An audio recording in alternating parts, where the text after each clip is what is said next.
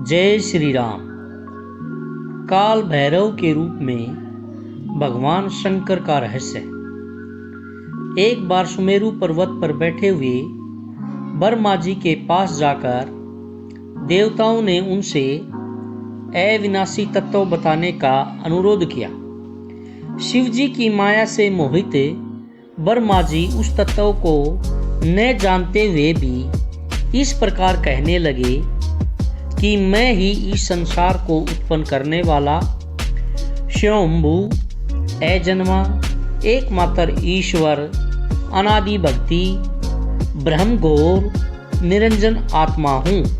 मैं ही प्रवृत्ति और निवृत्ति का मूलाधार सर्वलीन पूर्ण ब्रह्म हूँ।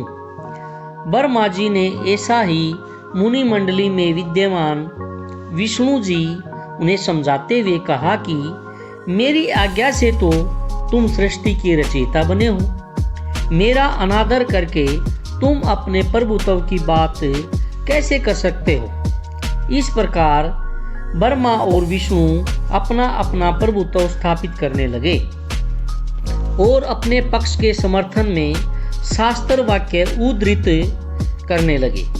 आखिरकार वेदों से पूछने का निर्णय हुआ तो स्वरूप धारण करके आए चारों वेदों ने अपना अपना मत प्रकट करना शुरू कर दिया। ऋग्वेद कहने लगा, जिसके भीतर समस्त भूत निहित है तथा जिससे सब कुछ प्रवृत्त होता है, जिसे परमात्मा कहा जाता है, वह एक रुद्र रूप ही है। उसके बाद यजुर्वेद कहता है, जिसके द्वारा हम वेद भी प्रभावित होते हैं तथा जो ईश्वर के संपूर्ण यज्ञों तथा योगों से भजन किया जाता है, सबका दृष्टा वह एक शिव ही है।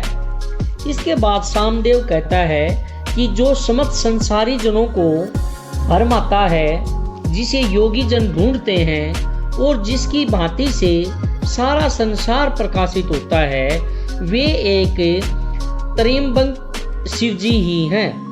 इसके बाद अथर्ववेद कहता है, जिसकी भक्ति से साक्षात्कार होता है और जो सब या सुख दुख अतीत अनादि ब्रह्म है, वे केवल एक शंकर जी ही हैं।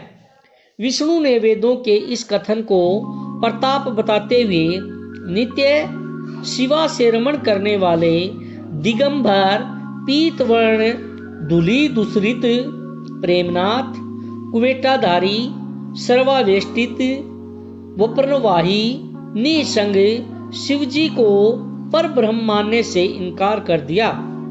ब्रह्म विष्णु विवाद को सुनकर ओंकार ने शिवजी की ज्योति नित्य और सनातन परम ब्रह्म बताया, परंतु फिर भी शिव माया से मोहित ब्रह्म विष्णु की बुद्धि नहीं बदली। उस समय उन दोनों के मध्य आदि अंत रहित एक विशाल ज्योति प्रकट हुई, जिससे ब्रह्मा का पंचम सिर जलने लगा। इतने में त्रिशूलधारी नील लोहित शिव वहां प्रकट हुए तो अज्ञानतावश उन्हें अपना पुत्र समझकर अपनी शरण में आने को कहा। ब्रह्मा की संपूर्ण बातें सुनकर शिव जी अत्यंत क्रोधित हुए और उन्होंने तत्काल भैरव को प्रकट कर उसे ब्रह्मा पर शासन करने का आदेश दिया। आज्ञा का पालन करते हुए भैरव ने अपनी बाईं उंगली के नखागर से ब्रह्मा जी का पंचम सिर काट डाला। ब्रह्मा शतरुद्री का पाठ करते हुए शिव जी की शरणागत हुए। ब्रह्मा और विष्णु दोनों को सत्य का आभास हो गया और वे दोनों शिव जी की महिमा का गुणगान करने लगे। यह देखकर शिव जी शांत हुए और उन दोनों को अभय दान दिया। इसके पश्चात शिव जी ने उसके भीषण होने के कारण भैरव और काल को भी भयभीत करने वाला होने के कारण काल भैरव तथा भक्तों के पापों को तत्काल नष्ट करने वाला होने के कारण पाप भक्षक नाम देकर उसे काशीपुरी का अधिपति बना दिया। फिर कहा कि भैरव इन ब्रह्मा और विष्णु को मानते हुए वे कपाल को धारण करके इसी के आश्रय से भिक्षावृत्ति करते हुए वाराणसी में चले जाओ।